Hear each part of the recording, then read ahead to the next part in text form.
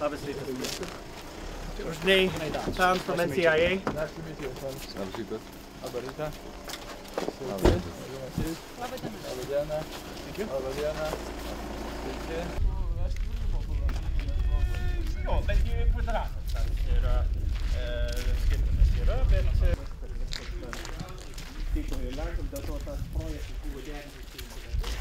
Šiandien galim konstatuoti, kad čia Degučiuose ir Aukštadvaryje pabaigtas pirmas statybų etapas ir prasideda technikos instaliavimo darbai, naujų radarų, kurie iš esmės pakeis mūsų galimybę stebėti Lietuvos oro erdvę tiek nacionaliniu mastu, tiek integruoti į NATO struktūras.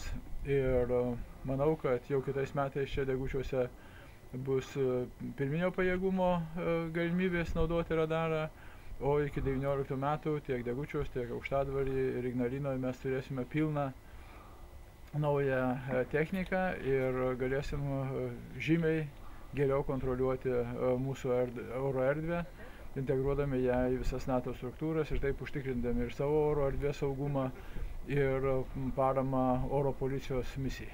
Mūsų personalas yra sukomplektuotas, pirminiai mokymai su ispanų kompanija bus pradėti čia Lietuvoje, bus apmokyti mūsų kariai, kurie galės tą patirtį padalinti, paskleisti ir kitų postų kariams tarnaujantiems oro gynybos sistemai. Nauji modernūs radarai iš tikrųjų pakeis tą mūsų dar naudotą kai kada ir seną sovietinę techniką ir taip pat mūsų perdislokuojamus radarus, kurie bus naudojami kaip papildomai. Ši nauja sistema, kaip sakiau, garantuos mūsų oro erdvės apsaugą ir bus integruota į visą NATO oro stebėjimo sistemą ir, aišku, pagerės ne tik mūsų nacionalinius pajėgumus, bet ir NATO, ypatingai šio regiono oro stebėjimo ir kontrolės pajėgumus.